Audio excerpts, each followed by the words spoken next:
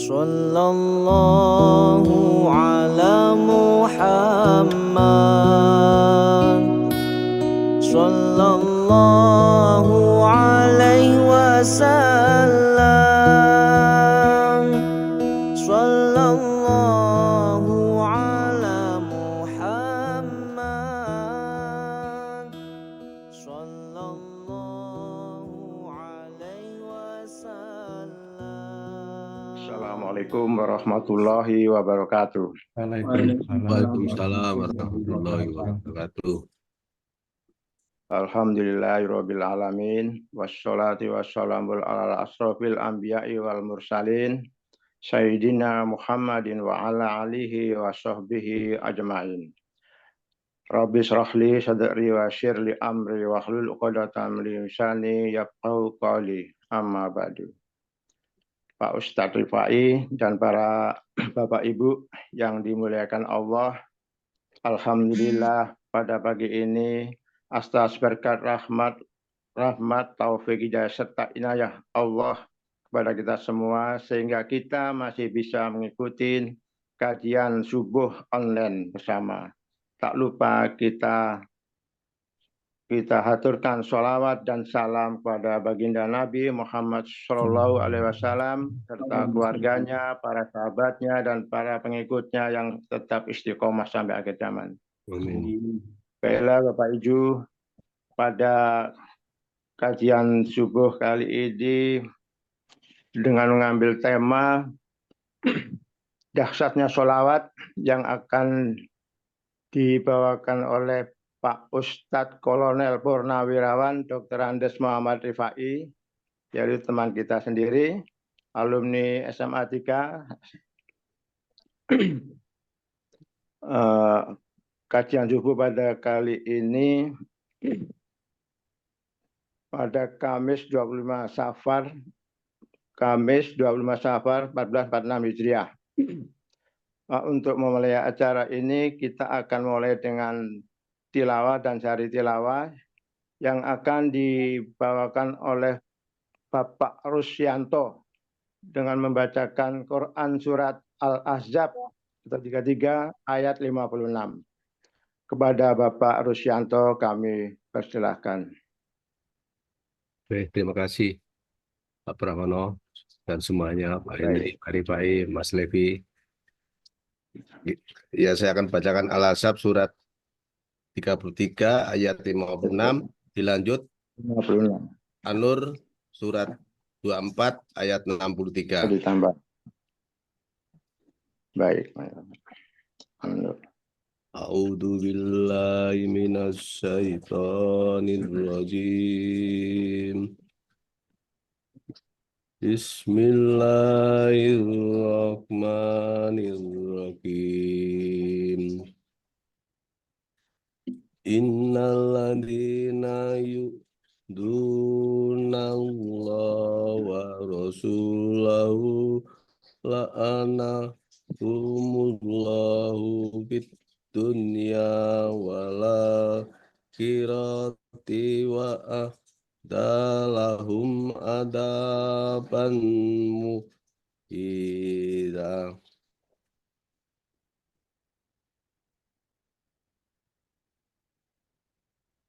La taj'alu du'a ar-rasuli bainakum ka du'ai ba'dikum ba'dha. Qad ya'lamullahu alladhina yatazallawna minkum liwatta waliyahda lilladina yukhalifuna an amri antusibahum fitnatun au yuzibahum adabun alim.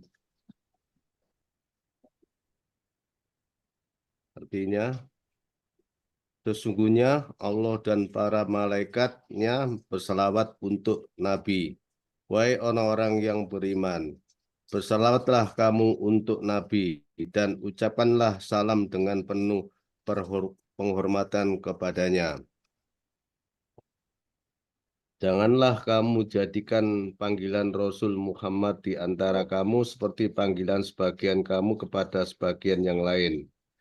Sungguh Allah mengetahui orang-orang yang keluar secara sembunyi-sembunyi di antara kamu dengan berlindung kepada kawannya. Maka hendaklah orang-orang yang menyalahi perintah Rasulnya takut akan mendapat cobaan atau ditimpa azab yang pedih. Sadaqallahul Azim. Demikian tadi Bapak Ibu pembacaan ayat suci Al-Quran yang dibacakan oleh Bapak Rusyanto. Semoga Allah SWT senantiasa memberikan pahala dan bagi pembaca dan pendengarnya. Amin. Untuk acara selanjutnya, kita masuk ke acara inti yaitu kajian subuh online pada episode yang ke-216 yang dibawakan oleh Bapak Kolonel Purnawirawan Dr. Andas Muhammad Rifai dengan tema dahsyatnya sholawat. Untuk lebih menyimak, mari kita dengarkan dan kita simak kajian dari Bapak Muhammad Rifai. Monggo Pak Rifai untuk mulai. Assalamualaikum warahmatullahi wabarakatuh. Waalaikumsalam. Waalaikumsalam warahmatullahi wabarakatuh. Alhamdulillahilladzi arsala rasulahu bil huda wa dinil haqq liyudhhira 'ala dini kullihi walau karihal musyrikun. Wa asyhadu an la ilaha illallah wahdahu la syarika lah alladzi lam yattakhidh sahibatan wala walada wa lam yakul lahu kufuwan ahad. Wa asyhadu anna sayyidana Muhammadan abduhu wa rasuluhul mab'uutsu bil haqqi basyiran wa nadhiran wa rahmatan lil alamin. Wa sallallahu ala sayyidina Muhammadin nabiyyi ummi wa sahbihi wa sallam katsira. Amma ba'd. Wa qala Allah ta'ala fil Qur'anil Karim. A'udzu billahi minasyaitonir rajim. Bismillahirrahmanirrahim. Ya ayyuhalladzina amanu taqullaha haqqa tuqatih wa la tamutunna illa wa antum muslimun. Kama qala Allah ta'ala fil ayatil ukhra. A'udzu billahi minasyaitonir rajim. Bismillahirrahmanirrahim. Wa atiullaha wa atiur rasul fa in tawallaitum fa innama ala rasulinal balaghul mubin. Allahu la ilaha illahu wa 'ala Allahi falyatawakkalul mu'minun. Shadaqallahul azim. Rekan-rekan semua, para peserta pengajian subuh online, saya yakin semuanya adalah rahmat dan ridha Allah Subhanahu wa taala.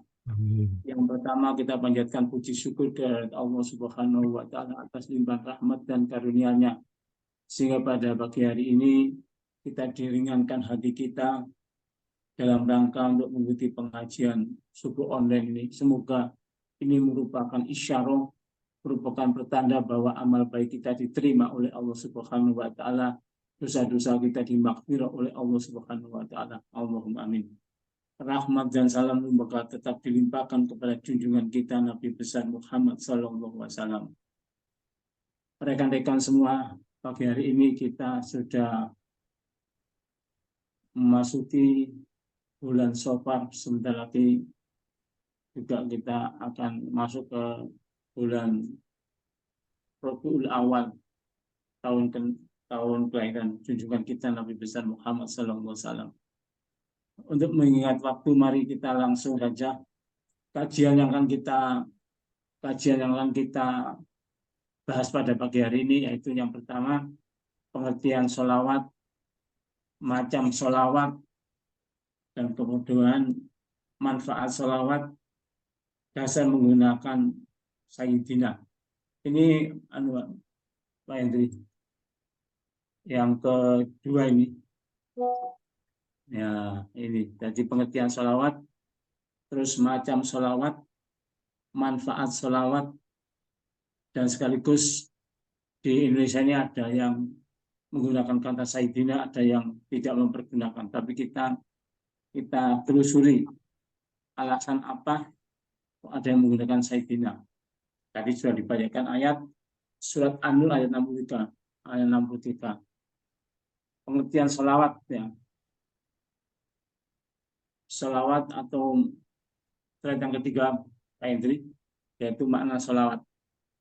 Makna salawat adalah bentuk doa. Salawat ini termasuk doa ya. Salawat ini termasuk doa, yaitu bentuk doa atau pujian kepada Nabi Muhammad SAW. Dan salawat ini macamnya banyak sekali, ada kurang lebih 480 salawat. 480 salawat.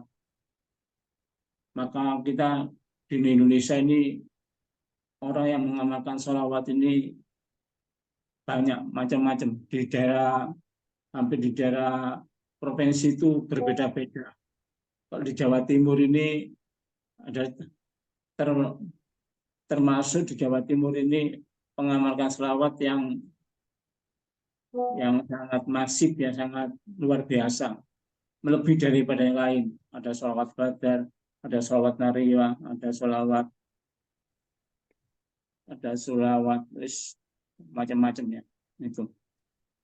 Yang prinsip salawat itu adalah pujian kepada Nabi dan sekaligus mendoakan keselamatan Rasulullah baik di dunia maupun di akhirat yang ditujukan kepada Allah Subhanahu wa taala. Sehingga pada ayat yang dibaca tadi, innallaha wa malaikatahu yusholluna 'alan nabiy ya ayyuhalladzina amanu shallu 'alaihi wa sallimu taslima. Surat Al-Ahzab ayat 56. Sesungguhnya Allah dan para malaikat itu membacakan sholawat. Wahai orang-orang beriman, bersolawatlah kamu sekalian. Jadi dari ayat tersebut kita bisa membedakan macam sholawat itu ada 3.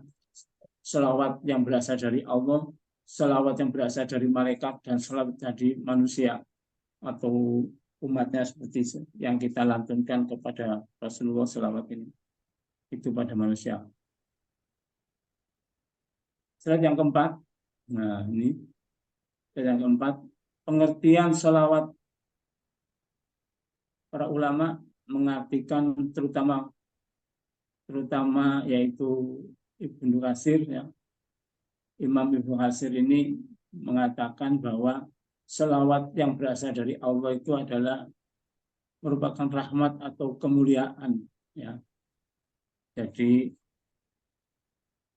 nanti itu dampaknya tidak hanya kepada Rasulullah tapi juga kepada kita, karena nanti ada hadis yang menyatakan bahwa barang siapa yang berselawat 1 kali kepada Rasulullah, maka Allah akan berselawat kepada orang itu sebanyak 10 kali. Artinya di situ Allah memberikan rahmatnya, kasih sayangnya, mungkin berupa ampunan, mungkin berupa dicabutnya atau dihindarkan daripada bentuk siksa atau adabnya. Kita perlu mengetahui bahwa istilah adab itu di dalam Al-Quran maupun dalam hadis ya, istilah adab itu hanya diuntukkan pada orang-orang kafir.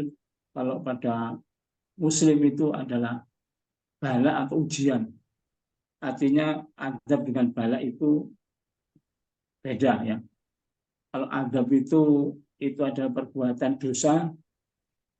dosa yang dilakukan seseorang terus orang itu mendapatkan balasan, maka itu namanya adab. Kalau kita umat Islam ini Allah tidak menggunakan bala, tetapi tidak menggunakan adab, tapi menggunakan bala atau asoba.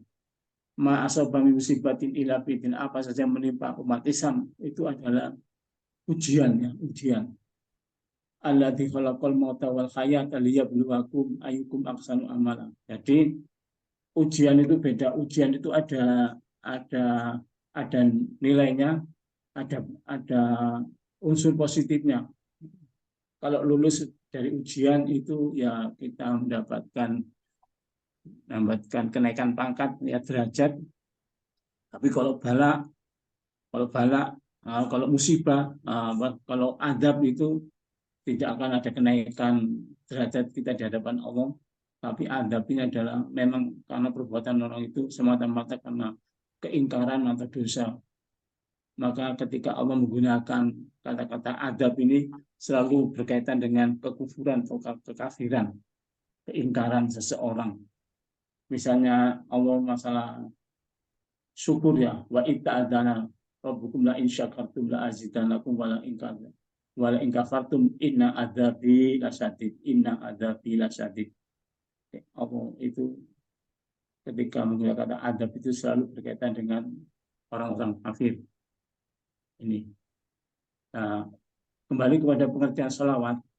Ketika Allah itu bersolawat kepada Rasulullah, itu memiliki makna bahwa Rasulullah memberikan rahmat atau kemuliaan. Rahmat di sini mungkin bisa berupa ampunan, dijauhkan dari musibah, dijauhkan dari segala hal-hal yang tidak menyenangkan. Sedangkan kalau salawat dari malaikat, ini adalah permohonan ampun. Malaikat memohon ampun terhadap dosa-dosa kita, terhadap kesalahan-kesalahan kita.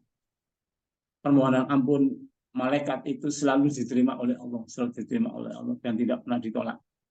Artinya ketika kita membaca sholawat, kita membaca sholawat, maka sholawat ini akan kembali kepada diri kita, baik yang dari Allah maupun yang dari malaikat.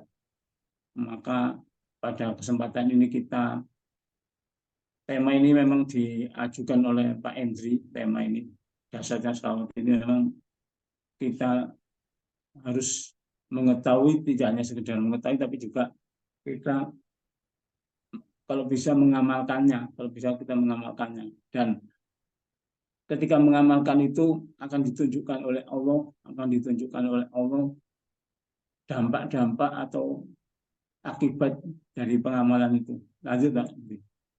Yaitu slide yang ke-5. Keutamaan dari baca salawat ya banyak dijelaskan oleh para ulama ya. Juga pengamal salawat sendiri. Nanti kita bisa sharing ya.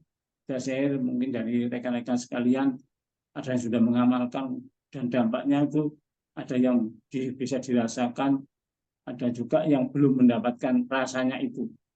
Jadi belum mendapatkan halawatul sholawat, manisnya sholawat. Halawatul sholawat ya. Halawatul sholawat atau halawatul ibadah atau halawatul iman, manisnya iman, manisnya ibadah itu akan dirasakan oleh seseorang ketika orang itu sudah mengamalkan secara istiqomah. Sholawat ini kalau diamalkan secara istiqomah terus menerus, ciri-ciri istiqomah itu kalau kita meninggalkan amalia sholawat ini ada sesuatu yang seperti hutang. Waduh, saya kok ada sesuatu yang seperti hutang. Kok saya nggak mengamalkan, kok rasanya nggak enak itu. Nah ini sudah mencapai titik istiqomah. Lanjut Pak Indri. Ya, ke-6. Nah, sholawat dapat mengangkat derajat dan menghapuskan dosa-dosa kita, derajat menghapuskan kesalahan kita. Ini yang jarang jadi umpama kita punya amalia jelek ya, amalia jelek juga ngerasani orang, suka dengki, dengan banyak-banyak sholawat, maka insya Allah amalan-amalan jelek itu, kejelekan jelek itu akan dihapus, akan diangkat oleh Allah, Bahkan kalau kita melakukan suatu kesalahan, kalau kita sudah istiqomah rutin mengamalkan sholawat, mengamalkan suatu kesalahan, misalnya kesalahan itu secara akal itu dampaknya itu jelek kepada kita, tetapi ternyata kita sering mendengar istilah orang jatuh ke atas. Orang jatuh ke atas ini maksudnya sebetulnya dengan perilakunya yang jelek itu, dia itu perilakunya yang salah itu mestinya dia itu terpuruk, terhina, tapi karena banyak membaca sholawat dia itu justru kebaliknya. Loh, ini sebetulnya kan dia itu sudah harus dipecat kok apa, tapi kok diselamatkan, kok aman. Nah ini banyak dialami orang-orang yang mengamalkan sholawat. Nah, selanjutnya doa yang tidak disertai dengan sholawat, maka doa itu akan tergantung antara bumi dan langit. Artinya tidak dikabulkan oleh Allah. setiap doa terhalangi sampai sekiranya ia mau bersolawat. Jangan kita doa itu langsung kita berdoa, ya langsung kita puji syukur alhamdulillahilladzi misalnya ya. Puji syukur kami panjatkan kehadiratmu ya Allah atas limpah rahmat dan karyamu selama ini. Ya Allah, seiring dengan rasa syukur kami, terimalah ya Allah doa kami ini, permintaan kami, permohonan kami. Itu doa-doa seperti itu tanpa didahului dengan sholawat, maka doa itu hanya sekedar lepas dari mulut kita, tidak akan direalisasikan oleh Allah Subhanahu wa Ta'ala karena tanpa adanya sholawat. Sholawat ini bisa dilakukan di awal doa, di pertengahan doa, atau di akhir doa. Kalau yang di akhir doa itu seperti orang baca doa kunut itu kan, setelah Allahumma dina fiman hadait wa afina fiman afait, terus akhirnya dibacakan doa wasallallahu ala sayyidina Muhammadin nabi ummi wasallam, langsung sujud. Nah, itu. Ini sedikit mengenai penggunaan sholawat ketika berdoa agar doa kita diterima. Itu bisa sholawat itu di awal doa, bisa di pertengahan, bisa di akhir doa. Yang sering itu di awal doa. Bismillahirrahmanirrahim. Kita baca dulu. A'udzubillahi minasyaitonirrajim. Bismillahirrahmanirrahim. Terus baca sholawat. Allahumma sholli ala sayyidina Muhammad wa ala sayyidina Muhammad wa sallim radhiyallahu ta'ala anhu sahabati Rasulullah. Baru kita sampaikan hajat kita. Selanjutnya apa ini? Hadis yang dirawatkan oleh Imam Abu Dawud. Hadasana Abu Dawud Sulaiman bin Salmil Masohifihi Balkhiyu Barona Nadru bin Abi Qurratal Asadi. Hadis ini yang diriwayatkan oleh Abu Dawud bin Sulaiman, Abu Dawud bin Salmi Masohifiyi. Dijelaskan di sana bahwa dijelaskan dalam hadis itu dari Abu Qurrah al-Asadil Sa'id bin Sayyid dari Umar bin Khattab, beliau berkata, sesungguhnya doa akan berhenti di antara bumi dan langit. Ta'aluk baina sama wal ard, tergantung-gantung di antara bumi dan langit, dan tidak akan naik atau sampai kepada Allah sehingga kamu bersalawat kepada nabimu. Sa'un hatta tusalliya ala nabiyyika sallallahu alaihi wasallam. Sehingga jadi doa yang tidak disertai dengan sholawat, maka doa itu akan mengambang baina sama mengambang, tidak sampai kepada Allah, terkabung-abung antara langit dan bumi, sampai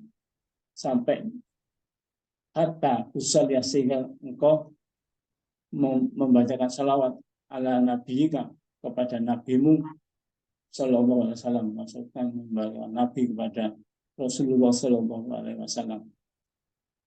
Dalam hadis yang lain dijelaskan juga yaitu suatu majelis, suatu pertemuan yang tidak dibacakan salawat, dan pertemuan itu di sisi Allah baunya busuk. Jadi maka salawat itu sampai sejauh itu. Bersalawat kepada Nabi adalah merupakan kewajiban, ya. Bersalawat kepada Nabi merupakan suatu kewajiban, baik kepada saat kita di luar sholat maupun di dalam sholat. Kalau dalam sholat, sholawat ini merupakan rukun sholat, ya. Sholawat ini merupakan rukun qauli, rukun ucapan yang harus dibaca ketika kita tasawuf akhir, yaitu ketika kita pada rakaat terakhir itu kita membaca at-tahiyatul barakatus shalawatut thayyibatulillah. Assalamualaikum ayuhan nabi wa rahmatullahi wabarakatuh. Assalamualaikum wa ala ibadillah sholihin. Terus kita mengucapkan syahadat asyhadu an la ilaha illallah wa asyhadu anna Muhammadar Rasulullah. Allahumma sholli ala sayyidina Muhammad. Dalam bacaan salawat ini merupakan rukun qauli di dalam tasawuf akhir. Jika tanpa baca salawat kita tidak sah. Dan inilah yang menjadikan salawat itu merupakan hal-hal yang sangat diutamakan. Bagaimana Al-Fatihah itu termasuk rukun qauli. Al-Fatihah rukun qauli, sehingga Rasulullah mengatakan la sholata liman yaqra'u bi Fatihatil kitab, la sholata liman yaqra'u bi Fatihatil kitab. Tidak sah salat seseorang tanpa membaca Al-Fatihah. Demikian juga ketika kita salat pada tahiyat akhir itu ada bacaan sholawat. Salawat digabung dengan namanya salawat Ibrahimiyah. Salawat Ibrahimiyah yaitu kama soleta, kama sebagaimana engkau berikan keselamatan kepada Nabiullah Ibrahim, kama soleta ala sayyidina Ibrahim wa ala sayyidina Ibrahim wa bari Allah. Ya Allah, berkailah Nabi Muhammad sebagaimana kama barakta, sebagaimana engkau memberkahi Nabiullah Ibrahim alaihissalam. Kama barakta ala sayyidina Ibrahim wa sayyidina Ibrahim. Ini seperti itu. Jadi memang Nabi Ibrahim itu bapaknya para nabi ya. Di antara Nabi 25 itu yang 18 nabi itu adalah cucunya Nabi Ibrahim. Nabi dan Rasul itu jumlahnya 300. Nabi dan Rasul itu jumlahnya 124.000, yang menjadi Nabi dan Rasul 315. Nah, sebagian besar itu adalah anak cucu dari Nabi Ibrahim. Maka disitulah permohonan kepada Nabi Muhammad itu supaya diberkahi sebagaimana Allah memberkahi kehidupan Nabi Ibrahim alaihissalam. Kesimpulan, ini kesimpulannya. Kholasa itu kesimpulan bahwa hadis di atas dengan seluruh jalur periwayatannya, itu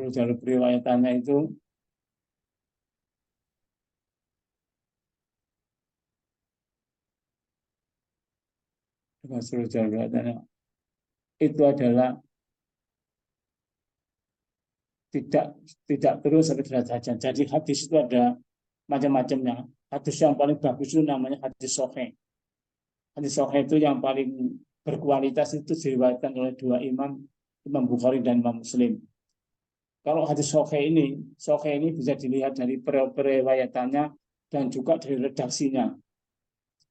Dari redaksinya itu, atau istilahnya dalam ilmu hadis itu matannya, itu benar-benar dari Rasulullah. Terus periwayatannya itu, yang meriwayatkan itu cerdas, tidak lupahan, tidak pernah berbohong seumur hidup. Itu namanya hadisnya sahih. Sahih itu sehat. Tetapi kalau misalnya hadis sahih ini perawinya, para perawatnya, ada satu orang yang tidak cerdas atau mudah lupa atau pernah berbohong, walaupun berbohong itu kepada binatang, maka derajat hadis yang sahih itu menjadi hadis hasan.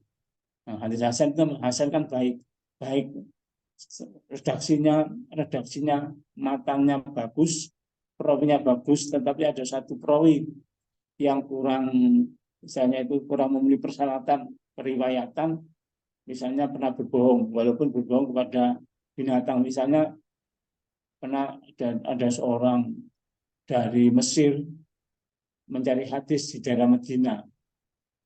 Perawinya itu diawasi terus sampai 2 bulan. Perawinya yang meriwayatkan hadis yang sudah dibawa, yang sudah dihafal ini, dia ragu-ragu, diamati perawi-perawinya.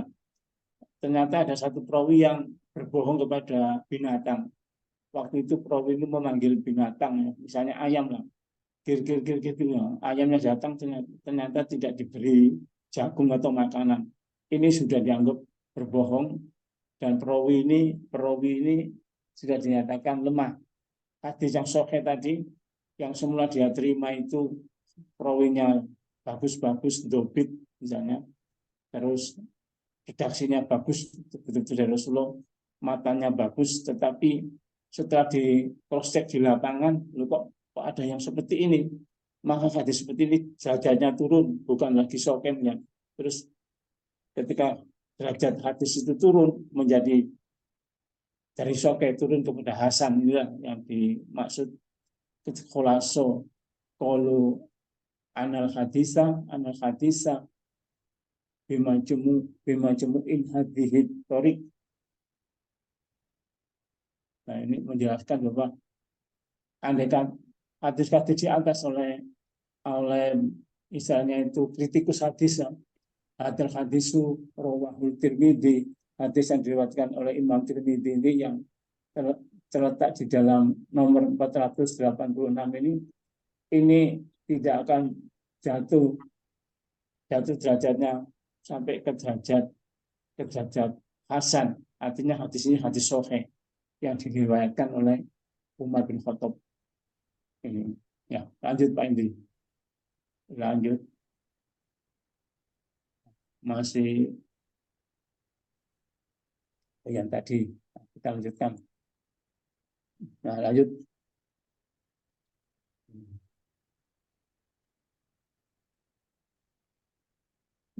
Salah satu keberuntungan, salah satu segi positif kita yang ahli mengamalkan sholawat, hidup akan diselimuti ketenangan jiwa serta manisnya dalam beribadah.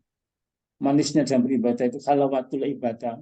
Manisnya dalam ibadah itu kita melaksanakan ibadah apapun, apakah itu sholat 5 waktu, apakah itu puasa sunnah, itu sholat 5 waktu itu kita laksanakan dengan tidak tergesa-gesa, dan kemudian kita nikmati sujud kita, rukuk kita, iftiros kita, ya itu kita nikmati betul. Kita membaca Al-Fatihah itu mulai dari Bismillahirrahmanirrahim, betul-betul kita nikmati dengan menyebut nama Allah yang Maha Pengasih Jama, yang Alhamdulillahirabbil alamin, segala puji bagi Allah pemelihara alam semesta, Ar-Rahmanir-Rahim yang Maha Pengasih dan Penyayang. Itu kita nikmati betul, seakan-akan kita itu betul-betul menghadap pada Allah. Nah, inilah namanya halawatul ibadah, manisnya beribadah, nikmatnya beribadah. Itu nanti bagi yang mengamalkan sholawat akan mencapai ke situ. Misalnya lagi membaca iftiros, ya, duduk doa, membaca doa antara dua sujud, Rabbik firli warhamni wajibuni.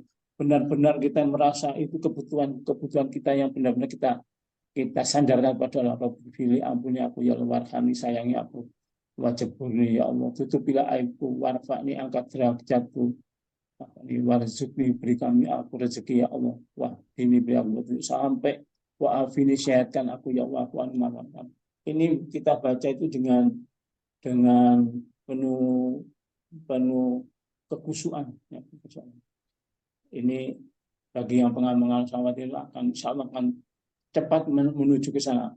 Sebaliknya yang tidak mengamalkan sholawat itu ibadahnya itu isinya itu hanya tergesa-gesa saja, sampai ada seorang dokter di bidang agama, dan beliau ini rektor juga, dokter, dan dia ini beliau ini rektor, nah terakhir itu profesor, itu curhat kepada saya. Waktu itu sama-sama tugas di Maluku, di Ambon. Dek, saya ini sudah usia 52 tahun, kok saya itu sholat saya kok seperti gersang aja, seperti sholat saya itu tidak berjiwa, isinya hanya tergesa-gesa saja, padahal selesai sholat itu tidak ada apa-apa. Terus orang ini memang agak anti dengan model-model wirid-wirid, salawat-salawat. Wah, Pak, nanti di tahun 91 ya, tahun 91 Bapak Profesor Doktor ini, rektor ini kita sama-sama nanti cuti ke Jawa. Bapak saya temukan guru-guru saya. Nah, saya temukan guru-guru saya.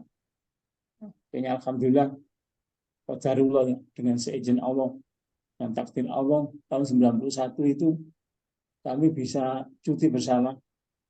Saya kelilingkan ke Jawa Timur. Saya kelilingkan ke Jawa Timur, ketemu guru-guru saya yang ahli-ahli sholawat ini. Salah satunya kepada Gus Fud yang ada di Karangploso, Temu Semut itu. Beliau itu waktu itu punya santri 350 orang, punya rumah janda 600 orang, punya yatim piatu 350 orang. Itu semuanya makan gratis kepada itu. Terus juga saya bawa ke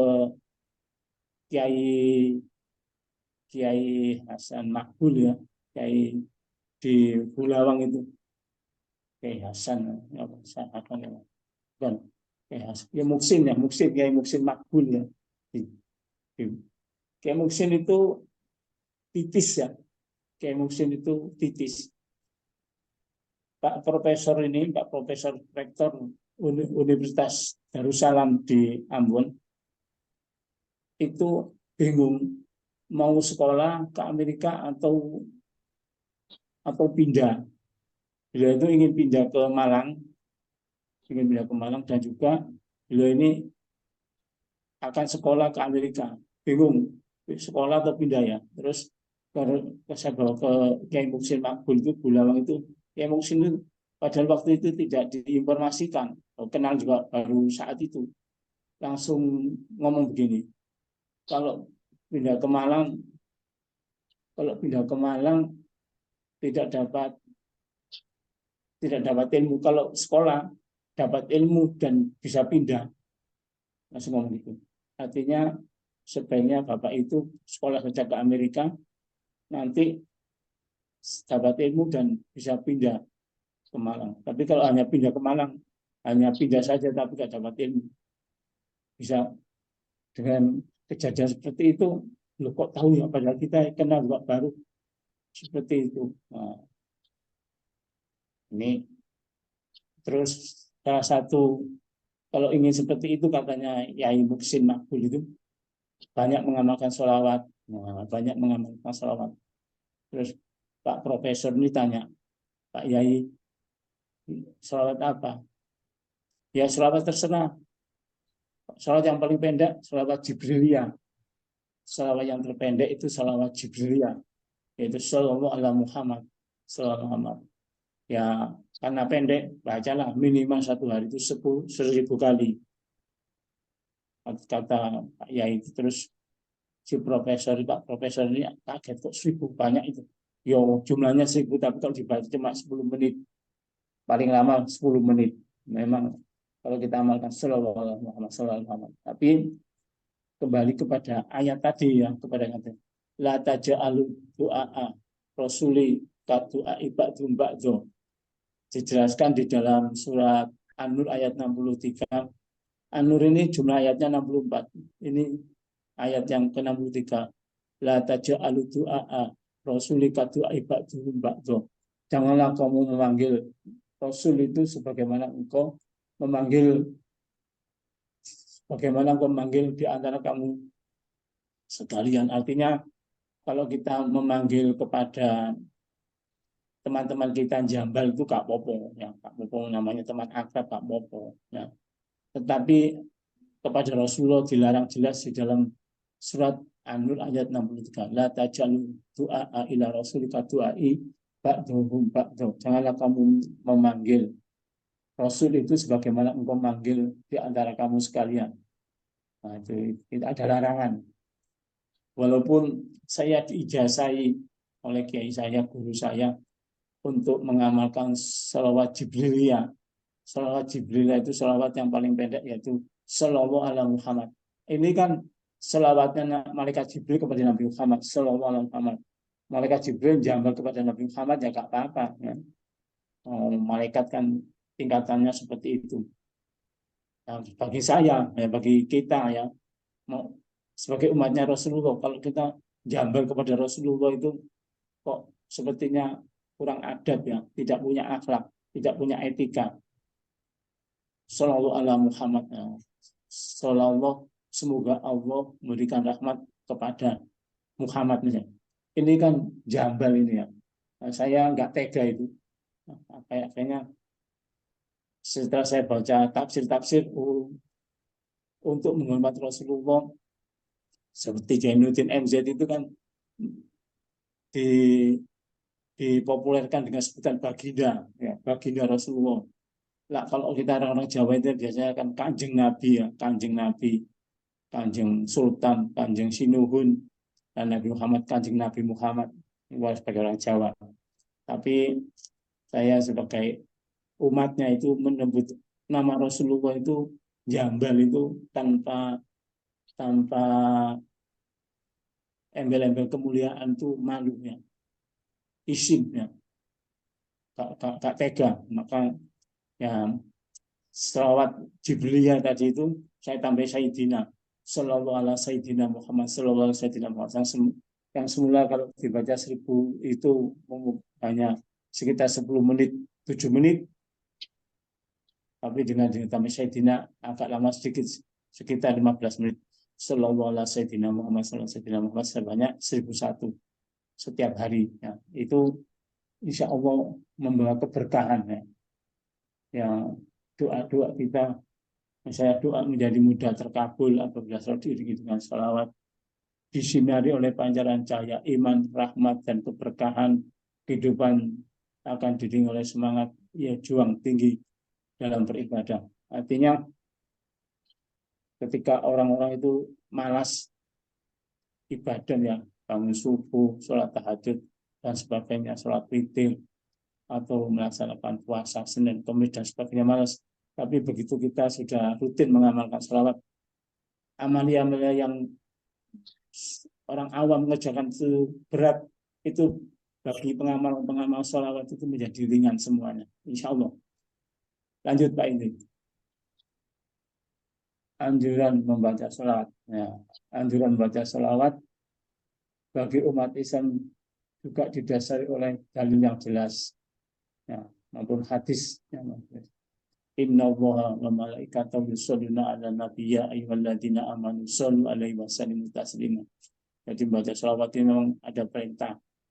Ada perintah dari Allah, Al-Quran maupun hadis. Lanjut lagi. Dari Abu Hurairah sallallahu alaihi wasallam, janganlah kalian menjadikan rumah-rumah kalian kuburan, dan janganlah kalian menjadikan kuburan sebagai tempat perayaan. Bersolawatlah kepadaku, bersolawatlah kepadaku sebagai tempat ya, karena sesungguhnya baca selawat kalian akan sampai kepadaku dimanapun kalian berada. Jadi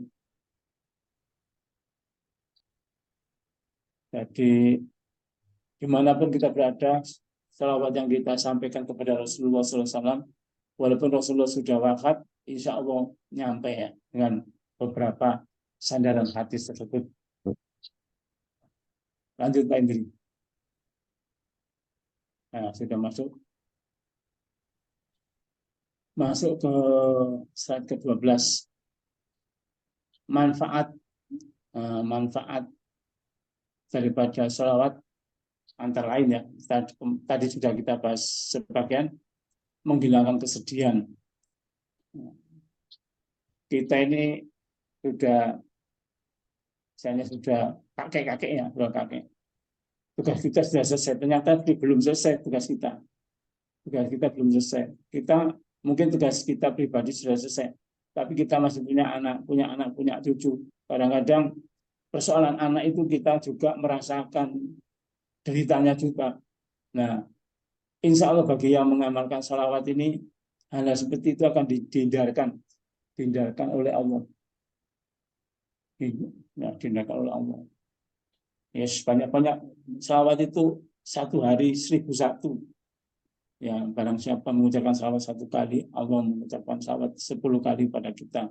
Kalau kita 100 kali, Allah mengucapkan salawat 1000 kali. Kalau kita mengucapkan salawat 1000 kali, maka Allah mau jasadu ala niron. Allah mengharapkan jasad kita masuk ke dalam api neraka. Nah ini, maka saya pribadi ya, bagi mengajak untuk rekan-rekan untuk getol-getol, nah, getol-getol, semangat untuk mengamalkan sholawat ini. Ya, sholawat yang terpendek itu yaitu sholawat Jibriliyah.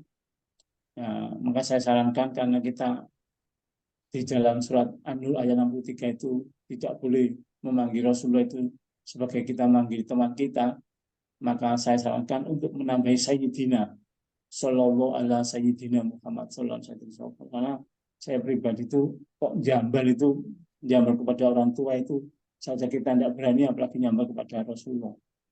Kalau kita jujur di dalam Al-Quran maupun di dalam hadis, yang nyebut ya Muhammad itu hanya Allah dan para malaikat. Coba nanti dicari hadis-hadis yang berkaitan menyebut kepada Nabi Muhammad itu yang tanpa embel-embel penghormatan, itu hanya Allah dan malaikat. Dan status kita ini sebagai umatnya, maka menjambar pada Rasulullah itu rasanya kurang pantas, kurang adab. Lanjut Pak Endi.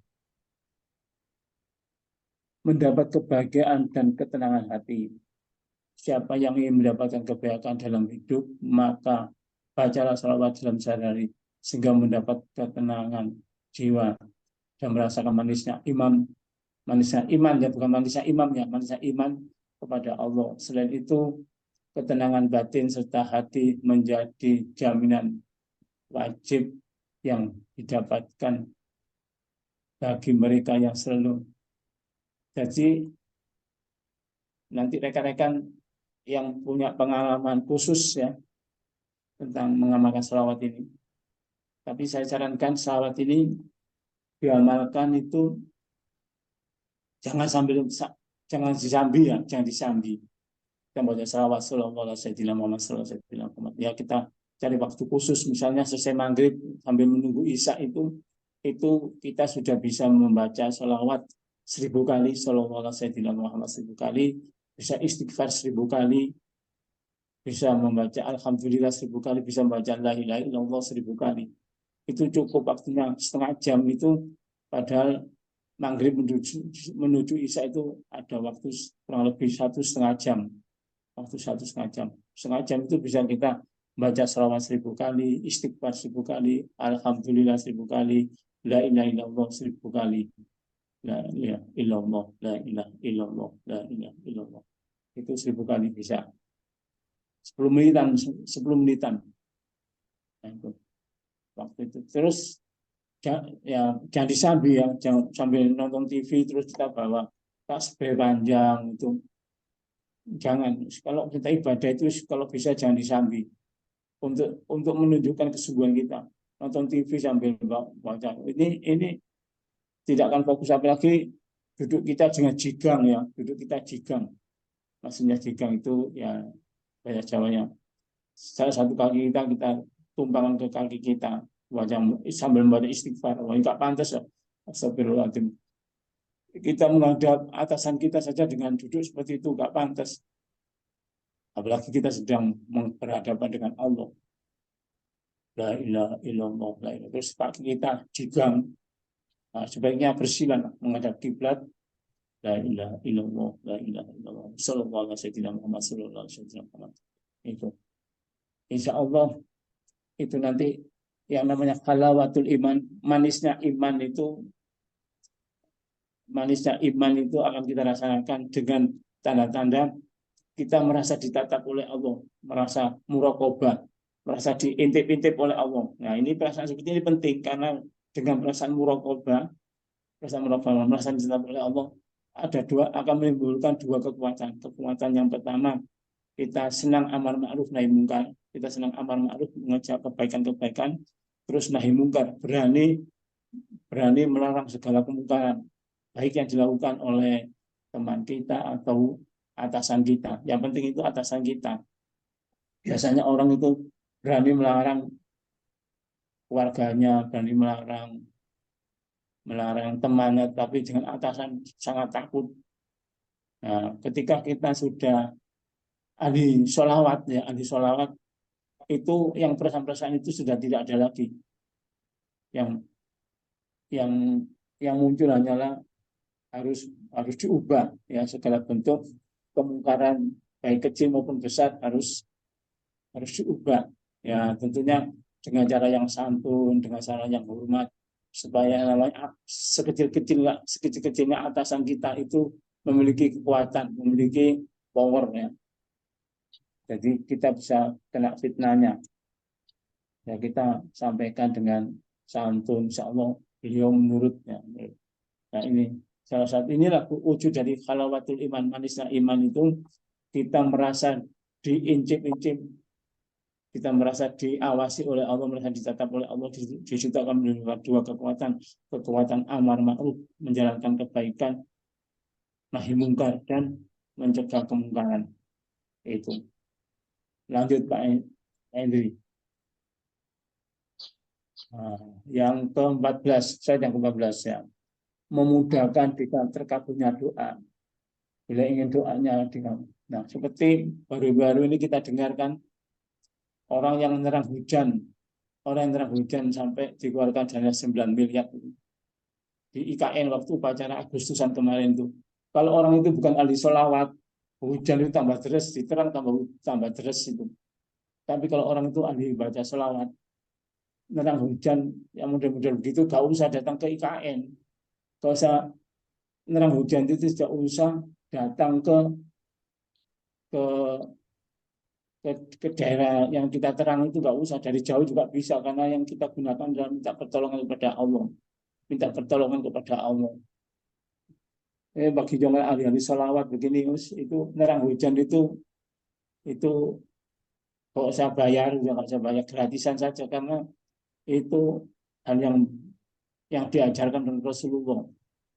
Rasulullah itu mengajarkan menerang hujan, yaitu doanya gampang sekali, Allahumma hawalaina wala alaina, Allahumma hawalaina wala alaina. Ya Allah, hujankanlah di sekitar kami, jangan engkau hujankan di hajat kami.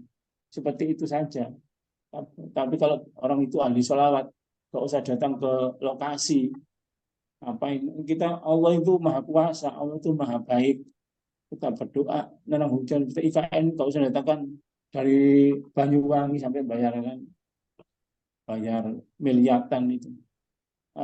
Diterang aja di Malang, ya, kumpulkan orang-orang ahli baca sholawat itu, tapi yang istiqomah, ya, udah sholawat istiqomah sampai misalnya ya satu hari 1.001 lah, itu insya Allah doanya mustajabah.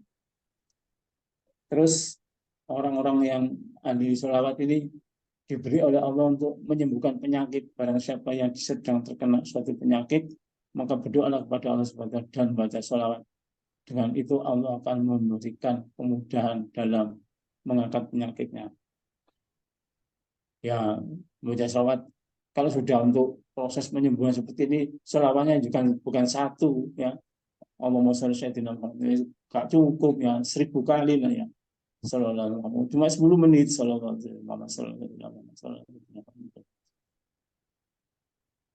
Slide yang ke-15 Pak Indri. Slide yang ke-15. Orang yang paling dekat denganku di hari kiamat. Rasulullah bersabda,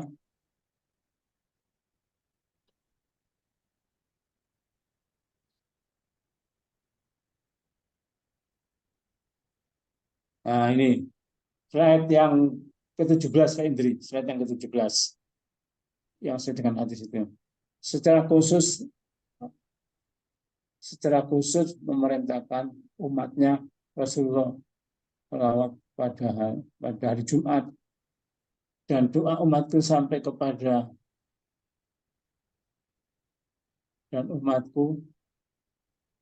sholawat dan doa umatku sampai kepadaku pada setiap hari Jumat.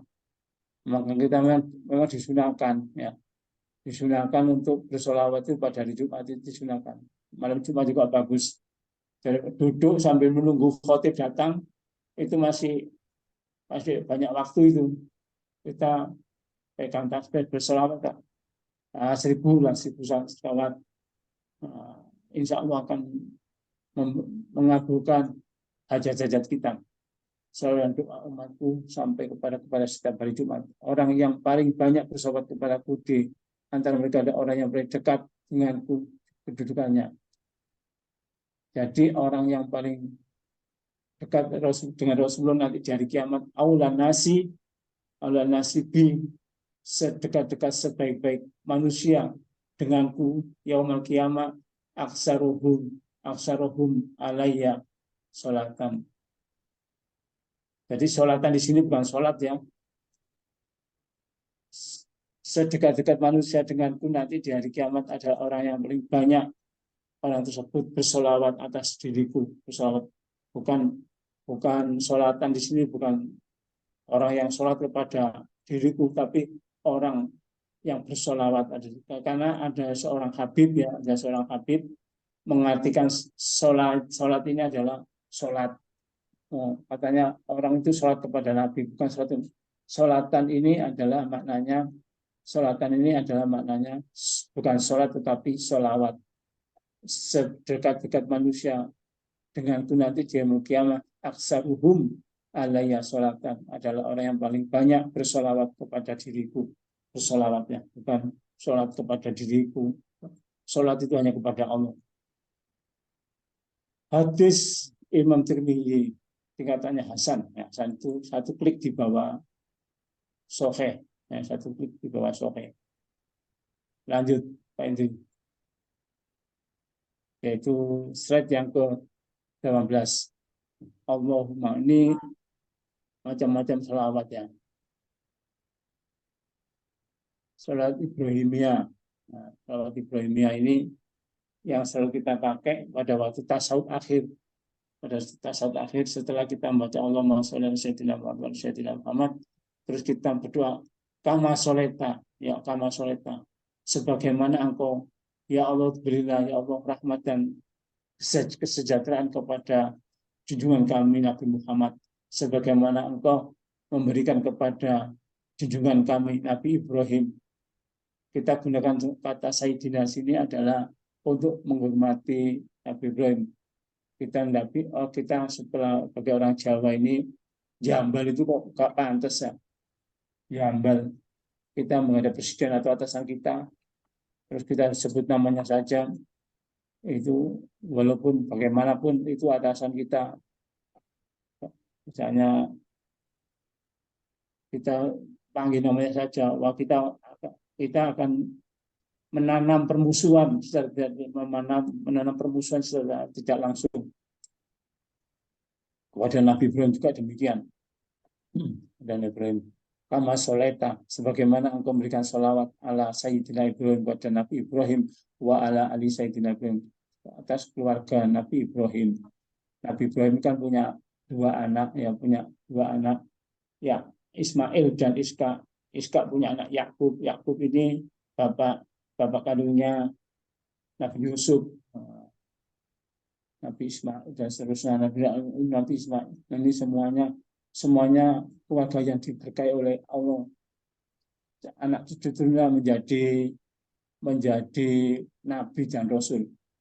Wa barik ala sayyidina Muhammad, dan keberkailah ya Allah Nabi Muhammad sebagaimana engkau memberkahi kama barakta ala sayyidina Ibrahim wa ala alihi sayyidina Ibrahim, atas keluarga Nabi Ibrahim, fil alamina innaka hamidul majid, di dalam alam semesta sesungguhnya engkau adalah maha perkasa, innaka hamidul majid, engkau maha terpuji dan maha perkasa. Ini salawat Ibrahimiyah. Salawat Ibrahimiyah ini kita baca ketika kita tahiyat akhir, dan juga kalau kita bersolawat ketika sholat jenazah ya, sholat jenazah itu boleh kita baca sekali, kita boleh kita sertakan sholat Ibrahim ini. Ketika kita sholat jenazah kan 4 takbir, usolli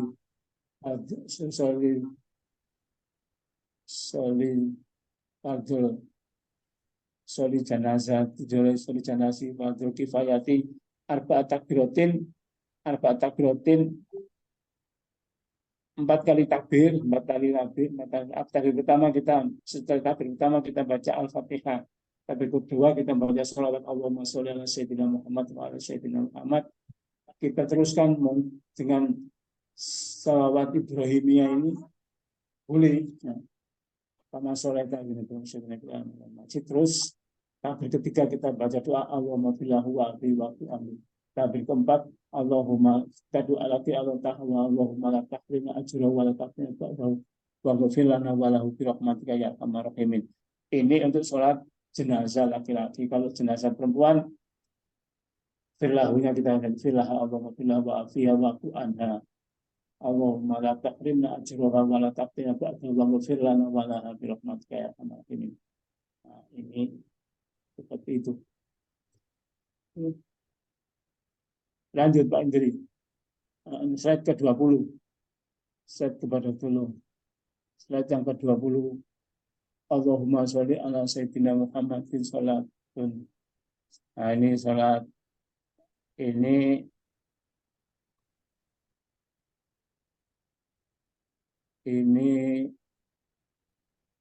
namanya sholat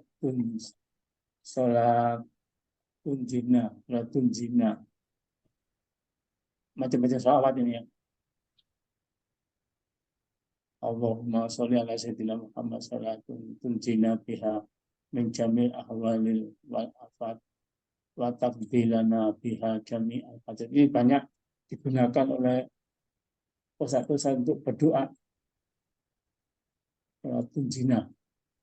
Ini artinya ya Allah limpahkan rahmat kepada junjungan kami.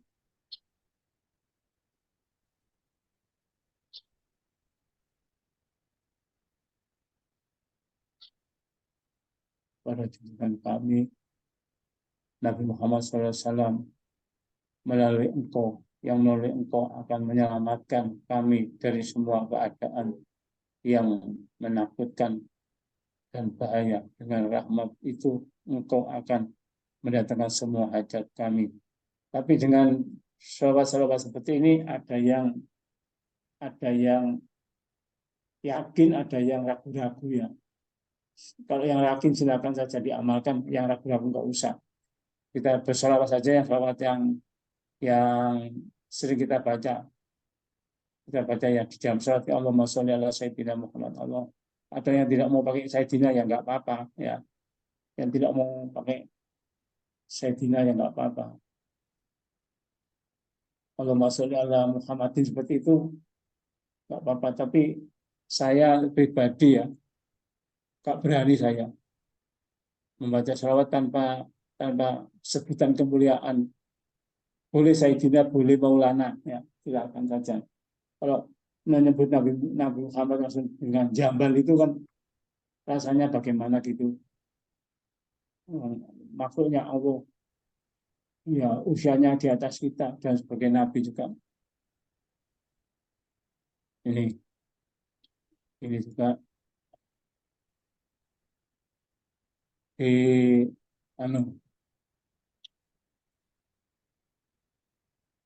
di set yang nomor 26 Pak Indri. Set 26. Ini adalah ada namanya sholawat fatih ya, sholawat fatih. Sholawat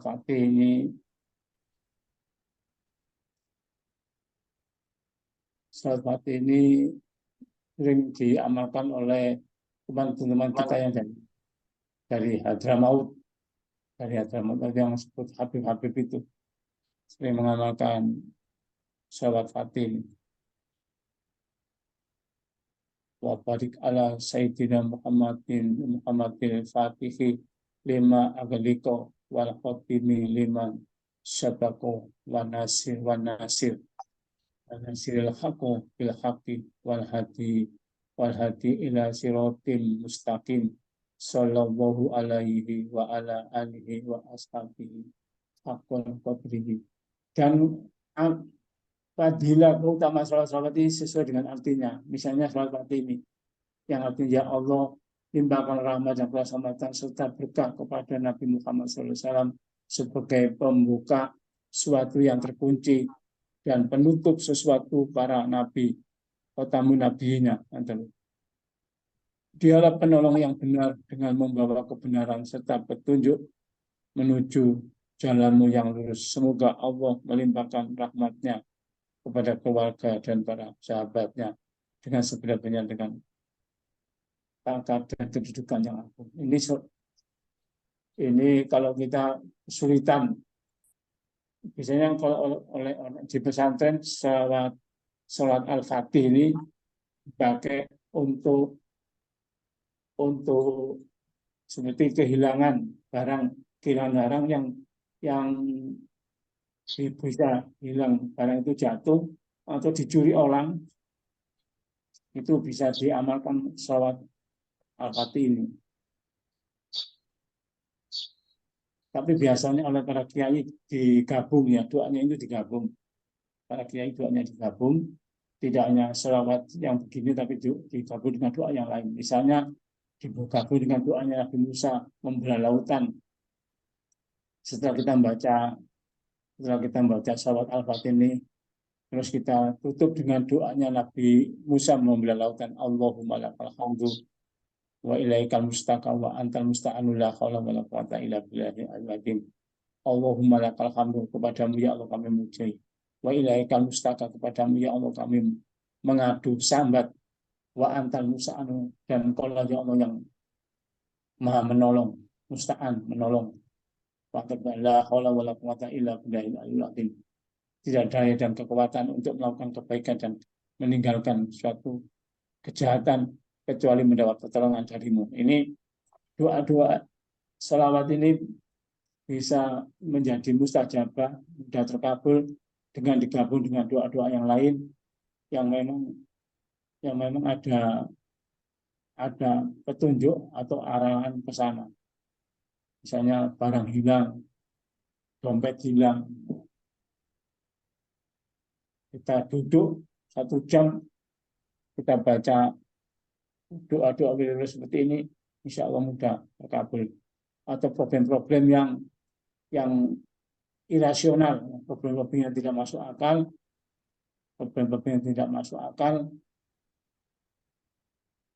kita sudah mati-matian, perlu berusaha, ada saja jalan yang menghalanginya. Nah, termasuk sholawat Nariyah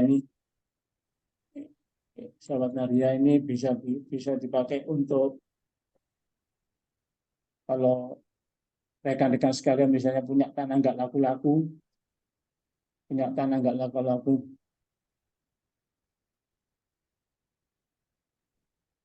ini pernah waktu kami di pesantren, itu ada orang Gondang Legi yang kebun tebunya itu tidak laku-laku, sudah 10 tahun nggak laku-laku. Akhirnya dibawa ke pesantren, kita keroyok ya, para santri dikumpulkan semua untuk membaca, tanahnya diambil, terus kita bacakan doa yang sholawat Nariyah ini. Allahumma sholli sholatan kamilatan wa salim tasalaman aman ala sayyidina Muhammad. Waktu itu kita baca sebanyak 1111,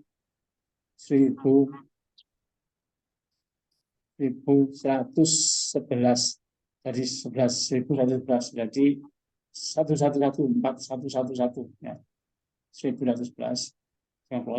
Yang keroyokan para santri hanya makan waktu 20 menit.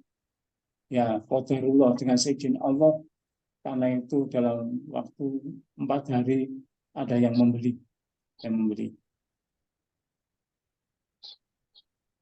Ini pengalaman pribadi. Ada teman yang tanahnya di Madiopuro itu luasnya hanya 48 meter, ditawarkan 100 juta, 10 tahun tidak ada yang mau. 48 meter di Madiopuro itu ada tuku roti itu ya, ditawar di tepi jalan persis itu, ditawarkan sampai 10 tahun tidak ada yang nggak laku. Akhirnya ada pembangunan jalan tol diganti oleh jalan tol itu dibeli seharga 1,6 miliar. 1,6 miliar. Dari ditawarkan 100 juta nggak laku, dibeli oleh jalan tol 1,6 miliar. Ini kan namanya apa itu? Bukan ganti rugi, ganti untung ya. Ganti untung. Saya tanya pada pembina, Pak, kok bisa gitu Pak? Ya, satu sabar, duanya banyak baca salawat. Salawat yang mana? Salawat yang pendek, ya salawat Ibrahimiyah itu. Sallallahu Muhammad, sallallahu Muhammad. Sampai pasrah pada Allah. Nah ini salah satu fadilah keutamaan dari salawat. Nah, lanjut langsung ke slide nomor 28. Nah, slide ke-28 yang tadi ayat slide ke-28 ini.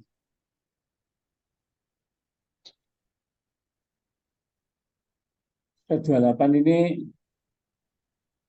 mengingatkan la taj'alu du'a ar-rasuli bainakum ka du'ai ba'dikum ba'dha.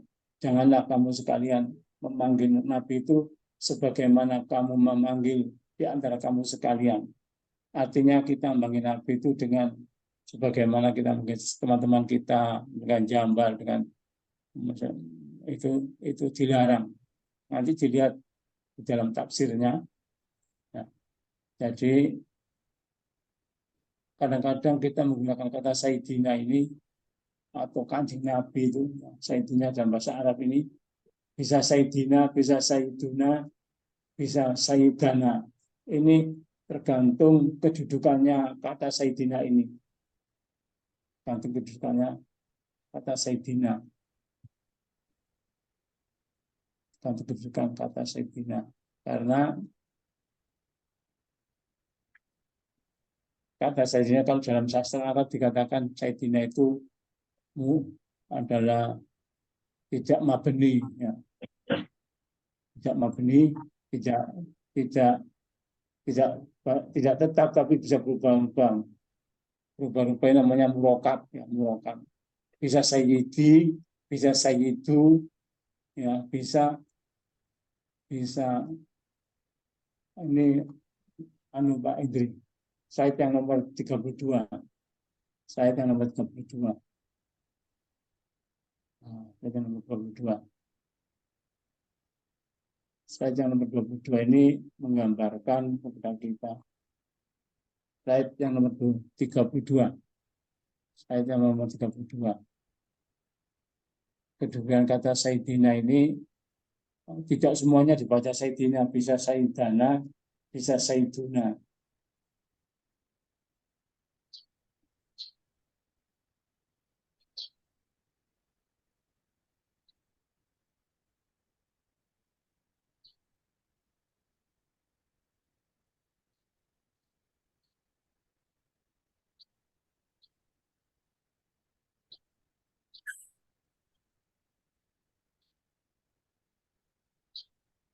Jadi ini penjelasan dari untuk menghormat orang tua kita, ya, menghormat, ya, yang ini, ya, yang nah ini menjelaskan yang slide 32 ini kita menghormat Nabi itu bisa mau pakai kata Maulana boleh. Kalau di Indonesia itu sering dipopulerkan oleh Kiai Haji Zainuddin MZ itu memakai kata baginda, ya, terserah saja. Bisa pakai Maulana, bisa pakai kalau bahasa Jawa Kanjeng Nabi, kayak kata Kanjeng, ini adalah bentuk penghormatan kepada Nabi. Yang sering digunakan dengan bahasa Arab itu Maulana atau Sayyidina.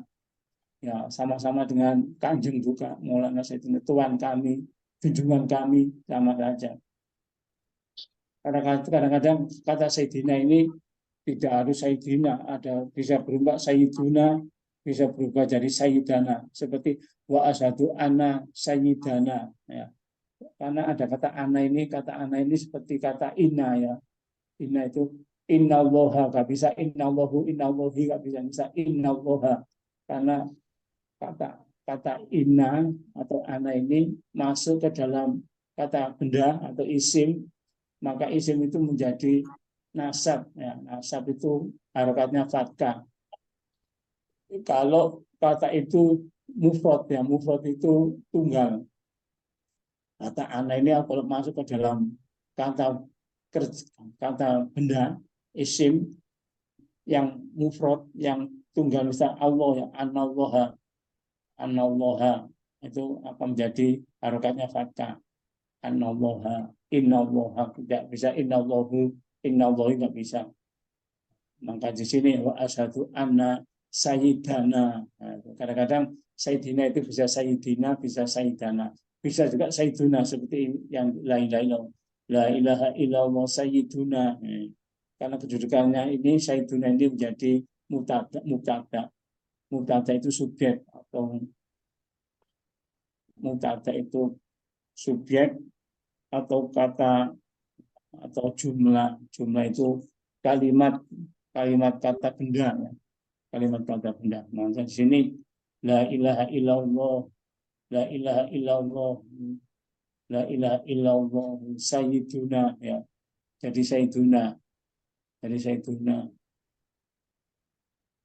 bukan sayyidina, tapi dari sayyiduna. Maka kata sayyiduna ini terkadang jadi sayyidi atau sayyidana, tergantung kedudukannya di dalam kalimat. Nah, ini perlu belajar sedikit bahasa Arabnya. Maka kalau kita memimpin doa atau kita sebagai pembukaan, wa asyhadu anna sayyidana, harusnya tidak boleh misalnya kita khutbah, kita asyhadu an la ilaha illallah wahdahu la syarikalah wa asyhadu anna sayyida, ya sayyida, wa asyhadu anna sayyidana Muhammadan abduhu wa rasuluhul mab'usu bil haqqi basyiran wa nadhira. Kita jangan sampai kita menyebutkan dalam pembukaan atau khutbah itu terus keliru. Ala sayyidina, kita baca ala sayyiduna atau sayyidana. Wah, kita kelihatan kalau kita tidak paham bahasa Arab. Coba lo nanti. Jamaah tidak respect, loh, keliru. Jamaah itu banyak juga yang sudah belajar nahwu shoroh. Ini sedikit untuk tambahan. Jadi kata sayyidina untuk Nabi itu tidak tetap sayyidina, bisa juga jadi sayyiduna, bisa juga jadi sayyidana, tergantung ada kata di depannya itu. Kalau itu ana itu ada dalam bahasa Arab namanya tansibul isma wa tarfa'ul khobar. Itu maka di situ ala sayyidin wa asyhadu anna sayyidana wa asyhadu anna sayyidana. Nah, kalau ala, karena ala itu harfu jarin itu kata yang apabila masuk ke dalam kata benda, huruf yang masuk ala itu ada temannya. Ala itu ada 20. Ala, bi, min,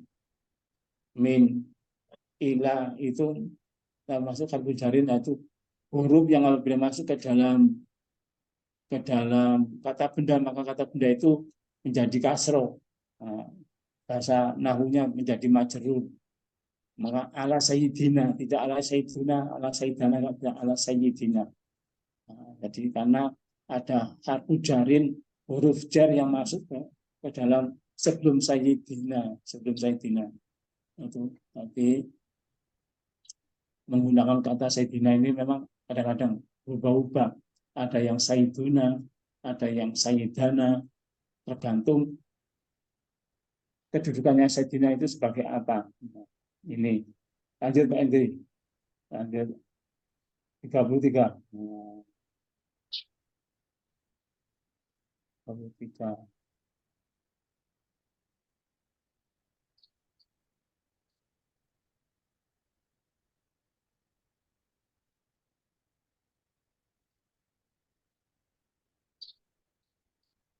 Oh, ini ini ada yang ada suatu kelompok yang keberatan kalau ditambah Sayyidina. Dia menggunakan hadis ini latu sayyiduni bis sholat. Janganlah kalian mengucapkan Sayyidina kepadaku di dalam sholat ini, bukan sholat ini ya, di dalam sholawat ya ini ya. Sholat ini tadi kita sudah bahas. Sholat di sini pengertiannya bukan sholat tetapi sholawat. Nah, tapi sholawat. Tapi sholawat.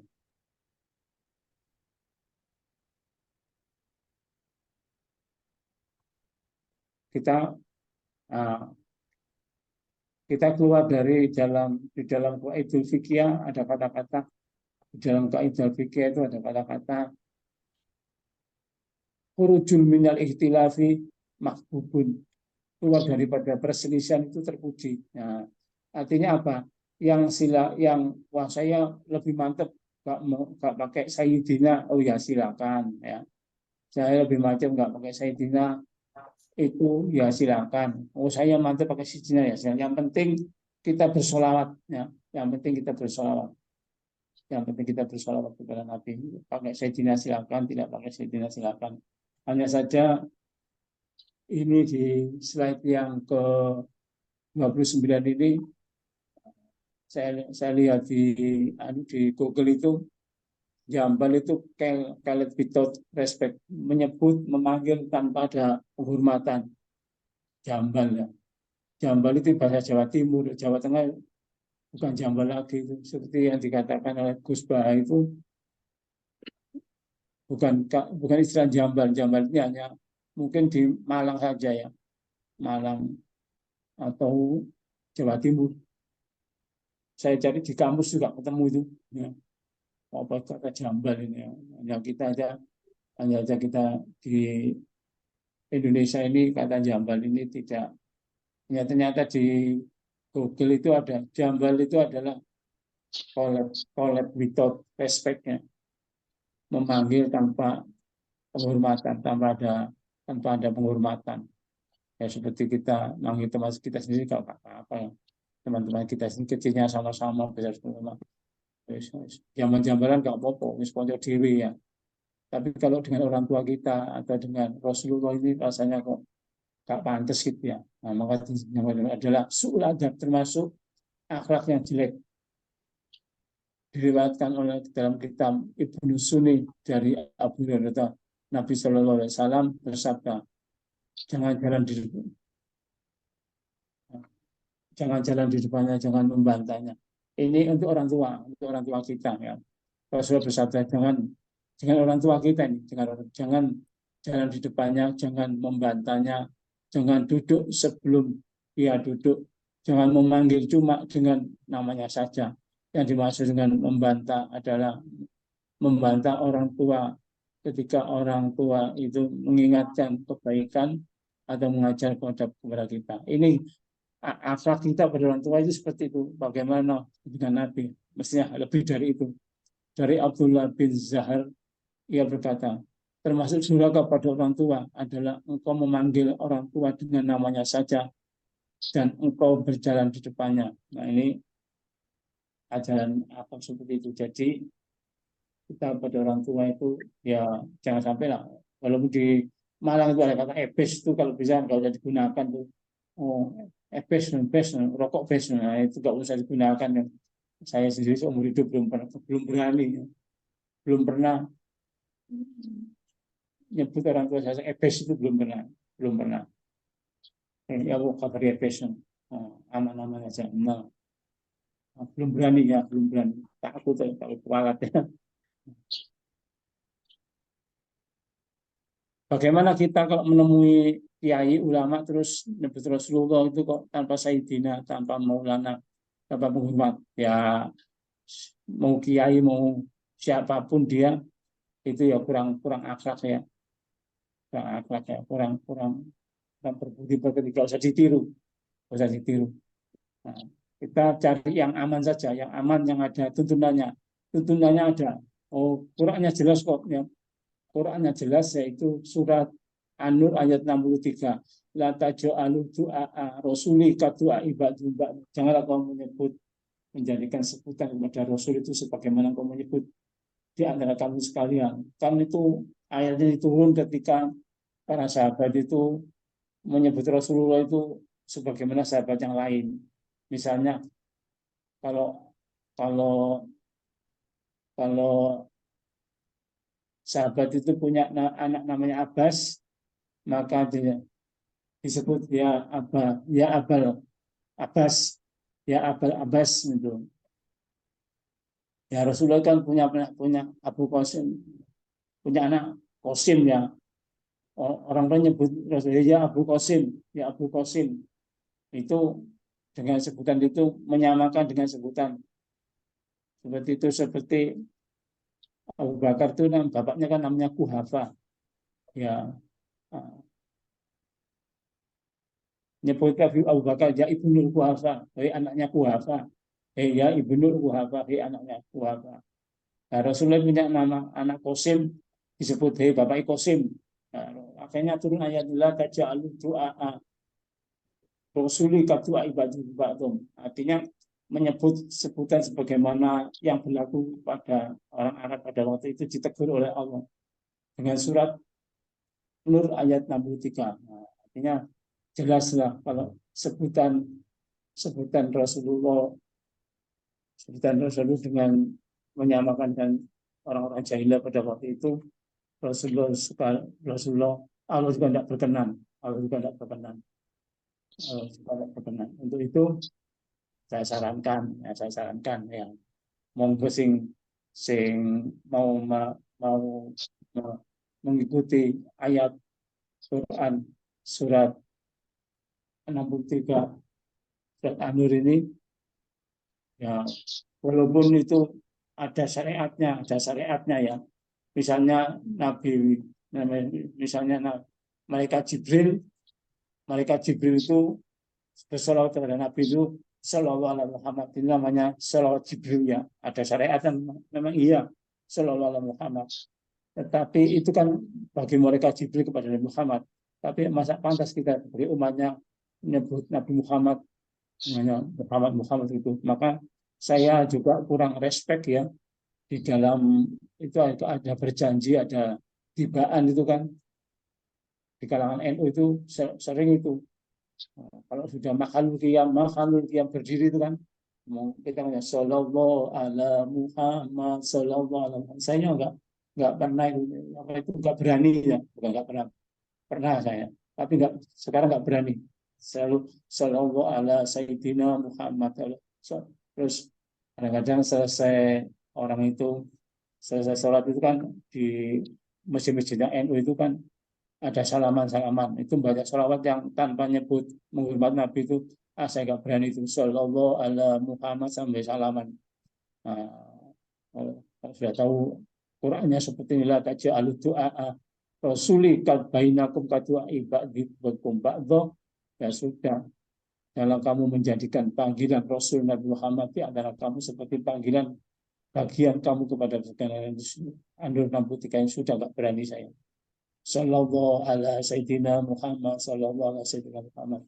Sering juga kita Kiai NU kan sudah tengah-tengah ceramah terus ngomong Allahumma sholli ala Muhammad gitu. Nah itu termasuk su'ul adab itu. Allahumma sholli ala Muhammad tengah-tengah ceramah.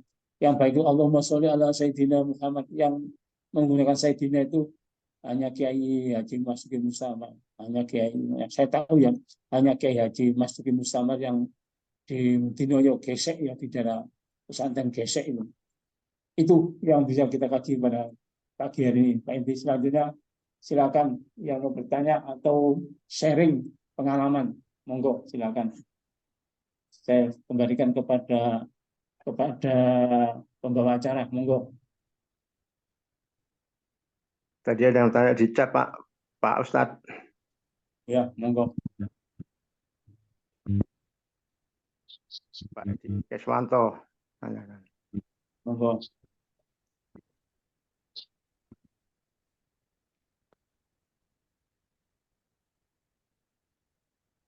Bacakan aja Mas Bram. Bacakan aja. Iya, bacakan. Di tempat saya nggak muncul. Assalamualaikum warahmatullahi wabarakatuh. Pak Ustadz, bagaimana dengan lafaz azan? Barakallah. Demikian Pak Ustadz. Ya, adzan itu sudah saya lihat di di referensi hanya di Mesir yang nekat itu. Di Mesir itu nekat itu. Asyhadu anna sayyidana Muhammad Rasulullah, pakai sayyidina di Mesir itu. Wah, nekat ini. Kalau saya nggak berani. Kalau adzan sudah biasanya adzan itu ya sudah, kita jangan menimbulkan fitnah ya. Asyhadu alla ilaha illallah, terus itu asyhadu anna Muhammad Rasulullah, ini sudah lazim seperti itu. Jangan ditambah sayyidina, nanti bingung. Sayyidina Muhammad Rasulullah. Pokoknya nanti ini apa ini, tambah fitnah, tambah nggak bagus ya. Yang seperti itu ya kita kalau itu merasa itu atau ya Rasulullah, istighfar saja. Kita temukan itu ulama Mesir yang berani pakai sayyidina itu. Nanti bisa dilihat di medsos-medsosnya itu. Ada yang berani itu pakai sayyidina di waktu adanya itu. Kalau saya nggak berani. Ini jadi fitnah. Masyarakat belum sampai di situ ilmunya. Ya sudah. Setelah masyarakat sampai di situ ya kita masih mentolerir. Karena di dalam pelanggaran suatu agama itu, satu, orang itu tidak tahu, kedua ada upaya-upaya memang melanggar ya. Karena tapi bangsa ini orangnya santun-santun ya. Bangsa Indonesia tidak ada dalam pelanggaran agama itu nekat melanggar itu jarang. Kalau kita di dalam hadis misalnya dalam kitab Tabligh Filin itu hadisnya sahih ya. Karena hadis ini ada di dalam Riyadhus Shalihin. Ada Nabi yang tobat pada Rasulullah itu apa tobatnya? Tobatnya itu dosa, ada jenazah cantik diperkosa, itu tobat pada Rasulullah. Ini di Indonesia belum ketemu ini orang sampai memperkosa mayat itu. Belum pernah dengar. Di zaman itu dosanya itu lewat. Artinya masyarakat Indonesia dosa itu banyak dilakukan karena tidak tahu hukumnya, tidak tahu dasar-dasarnya itu, memang tidak tahu. Beda dengan zaman Nabi itu, masa mayat diperkosa itu kan sampai Nabi itu kaget itu sampai 7 hari 7 malam itu orang itu bertobat, terus sudah merespon, akhirnya turun ayat ini ada dalam kitab Riyadhus Shalihin. Jadi Allah itu Maha Pengampun, itu ada bab tobat, yaitu bab sampai dosa seperti itu masih diampuni oleh Allah. Tapi tentunya itu dilakukan karena ketidaktahuan. Nah, itu. Untuk yang adzan itu saya masih misalnya itu masih mentolerir ya, karena ini kan nggak mungkin ya sesuatu pemahaman itu langsung harus diterapkan. Kalau memang pada umumnya seperti itu, pada umum seperti itu, adzan itu ya asyhadu anna Muhammad Rasulullah itu jangan ngubah-ngubah. Kecuali orang Syiah itu saya dengarkan di Beger Kalong sana, di daerah di Bandung itu pagi-pagi itu adzannya salah satu asyhadu alla ilaha illallah itu saya tambahi alif bin Abi Thalib waliyullah itu alif bin Abi Thalib waliyullah itu aku sih sopnya, dan itu orang itu saya jadi alif bin Abi Thalib karena Muhammad Rasulullah itu dari adzan alif bin Abi Thalib waliyullah itu orang siapa itu ya. Kita pendekat nggak bisa ya, kita pendekatannya persuasif, tidak datang orang itu kita diskusi ya dengan sabar dan santai ya, sehingga orang itu banyak orang yang sudah punya doktrin seperti itu nekat. Saya punya anak buah ya, karena kapten itu kalau Jumat itu nggak mau Jumat, kita datang itu, kenapa kamu nggak dimakan sama orang?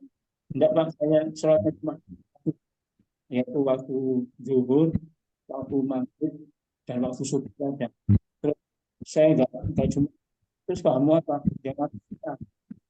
Nah, begitu itu oleh pimpinan tertulis dari tentara atau tetap itu dan memiliki keluar dari tentara. Nah, memang pendekatan dari tetap tapi itu harus dipendekatan persuasi ya seperti paham itu kita yang perlu salah kesempatan di sini. Nah, itu dengan cara pendekatan seperti itu lebih baik daripada dengan pendekatan hukum.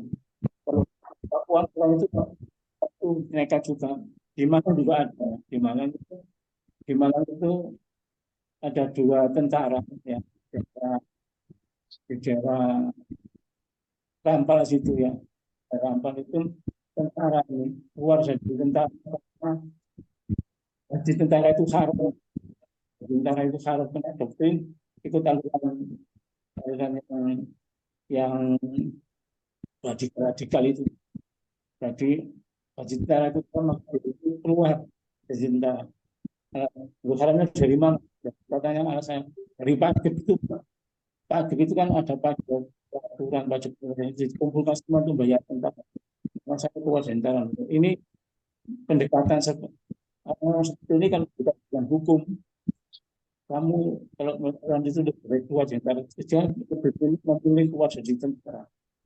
Memilih dari keluar dari tentara. Untuk itu orang-orang teman-teman yang seperti ini kalau bisa kita dekati dengan kekerasan, harus kita dekati dengan secara persuasi, kita bimbing, dan juga bisa itu. Yang penting itu kerja kita baik, kita ini mengamankan negara, tidak ada obat dan sebagainya. Terus dengan uang macam-macam itu yang salah yang membayar kita, bukan kita yang salah. Seperti sampai terjadi misalnya dari tukang nyabut rumput di rumahnya orang Cina itu pelihara babi, bukan berarti kamu kejadian nyabut rumput itu haram. Tidak, perkara punya dari uang kita dan jualan babi, terus yang penting itu kerjaan kita itu nggak makan babi kok, kerjaan kita ini nyabut rumput kita dibayar. Nah, ini dengan pendekatan seperti itu lebih bisa menyadarkan daripada disuruh pilih 2 alternatif. Silakan yang lain. Cacat lagi tadi Pak Ustadz dari Monggo. Assalamualaikum warahmatullahi wabarakatuh. Waalaikumsalam. Terakhir kita boleh mengucapkan alhamdulillah dan sholawatnya kepada baginda Rasulullah Shallallahu Alaihi Wasallam dengan atau tanpa kata Sayyidina dari Bu Pina, Bu Ustadz. Demikian Pak Ustadz. Iya ya. Jadi terima kasih ya kepada rekan-rekan semua, bapak-bapak atau teman-teman yang sudah melakukan sholat. Ada hadis pikir, kata orang yang pikir itu adalah orang yang harus namaku dia tidak mengucapkan sholawat. Nah, itu orang yang pikir. Tadi belum saya angkat hadisnya. Jadi ketika nama Rasulullah disebut Muhammad apa itu terus orang itu benar Rasulullah mengucapkan sholawat, itu masuk orang yang jujur. Di sisi lain orang kita itu tidak bisa masuk surga. La yada jannata. Ya, al-bakhil la yada jannata. Orang bakhil itu tidak masuk surga. Nah, termasuk orang bakhil itu hanya bakhil dengan keuangan atau tidak mau berbagi, tetapi termasuk orang bakhil nama Rasulullah dia tidak bersolawat. Ketika kiai atau menyebut Rasulullah kita Allahumma sholli salim alaih itu aja. Allahumma sholli wa sallim alaih. Allahumma sholli wa sallim, semoga Allah memberikan sholawat, memberikan kesejahteraan dan keselamatan kepada Rasulullah. Allahumma sholli wa sallim alaih. Allahumma sholli wa sallim alaihi wa atau saudara Sayyidina Muhammad ketika Ustaz mengatakan yang kedua kita panjatkan kepada Allah, semoga Allah tetap memberikan rahmat dan salam kepada diri kita Nabi Muhammad SAW. Nah, ketika disebut nama Muhammad SAW, kita iri Allahumma sholli wa sallim alaihi baca bersalawat katanya. Ini kelompok yang bakhil. Silakan lain.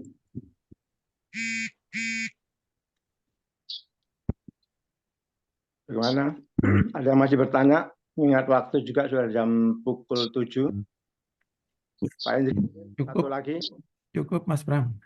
Cukup ya. Ya. Baik.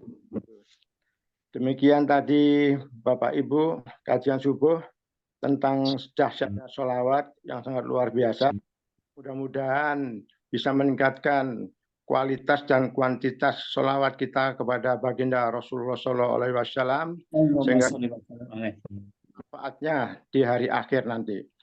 Demikian mungkin untuk saya akan nyaman pengumuman untuk acara KSO pekan depan dengan tema Matematika Al-Quran antara sains dan cocokologi yang akan dibawakan oleh rekan kita Lukman Atmaja PhD. Beliau dari Departemen Kimia ITS. Demikian tadi. Mohon Pak Ustadz dibacakan doa untuk menutup Pak Ustadz. Terima kasih ya. Semoga semuanya dirahmati Allah Subhanahu wa taala. Semoga semuanya segala hajatnya teman dipenuhi oleh Allah Subhanahu wa taala, dan teman-teman kita yang sakit dicari ketemu obatnya dan diangkat penyakitnya oleh Allah Subhanahu wa taala, dan teman-teman kita yang diuji oleh Allah kesehatannya atau ekonominya atau keluarganya, semoga Allah mengangkat ujiannya tersebut, dicarikan solusi yang terbaik sehingga selamat dunia akhirat. Allahumma amin. A'udzu billahi minasyaitonir rajim. Bismillahirrahmanirrahim. Allahumma shalli ala sayyidina Muhammad wa ala ali sayyidina Muhammad wa sallim radhiyallahu ta'ala an kulli sahabati Rasulillah ajma'in. Walhamdulillahi rabbil alamin. Puja dan puji syukur kami panjatkan kehadirat-Mu ya Allah atas limpahan rahmat dan karunia-Mu selama ini sehingga kami bisa melaksanakan kajian subuh online ini dengan lancar, dengan hikmat. Terimalah ya Allah kegiatan kami ini sebagai kegiatan yang Engkau rahmati, Engkau ridhoi. Jadikanlah kegiatan ini manfaat fiddin wa dunya wal akhirah, manfaat di dalam agama, dunia maupun akhirat kami. Ya Allah ya Rahman ya Rahim ya Mujibas Sa'ilin. Di antara teman kami ya Allah, saudara-saudara kami ada yang keuji saat ini, keluarganya, ekonominya maupun kesehatannya ya. Angkatlah ya Allah semuanya, berilah ya Allah solusi yang terbaik sehingga hamba-Mu ini dalam setiap saat tetap bersyukur, tetap ridho menjalankan apa yang telah Engkau tetapkan ini. Rabbana atina min ladunka rahmatan wa hayyi lana min amrina rasyada. Allahumma tufa'ana wal bala wal waba wal faksha wal munkar wasuyufa min kalifata wasada ida wal mihana maduharu bila wa mabata min balatina Indonesia khosa wa min kulitani muslimina amma innaka ala kulli syai'in qadir. Hasbunallahu wa ni'mal wakil ni'mal maula wa ni'man nasir la haula wa la quwwata illa billahil aliyyil azim.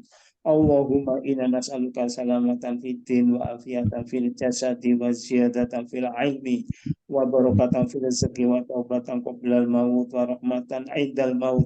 Allahumma hawin alaina fi sakaratil maut wa najatan minan nar wal 'afwa 'indal hisab. Rabbana la tuzigh qulubana ba'da idh hadaitana wa hab lana min ladunka rahmatan innaka antal wahhab. Allahumma fil muslimina wal muslimat wal mu'minina wal mu'minat al ahya'i minhum wal amwat. Rabbana ighfir lana wa li walidina warhamhum kama rabbawna shighara. Rabbana hab lana min azwajina wa dhurriyyatina qurrata a'yun waj'alna lil muttaqina imama. Rabbana atina fid dunya hasanatan wa fil akhirati hasanatan wa qina adzabannar wa adkhilna jannata bighairi hisab ma'al abrar ya aziz ya ghafar bi rahmatika ya arhamar rahimin. Subhana rabbika rabbil izzati amma yasifun wa salamun alal mursalin walhamdulillahi rabbil alamin. Khususan ila abaina wa ummahatina al ahya'i minhum wal amwat lahumul fatihah.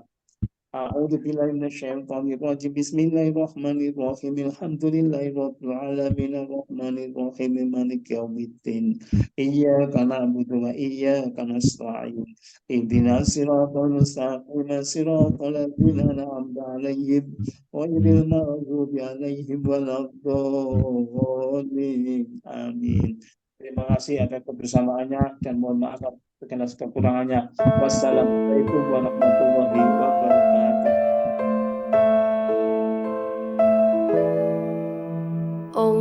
اللهم ارحمنا بالقرآن واجعل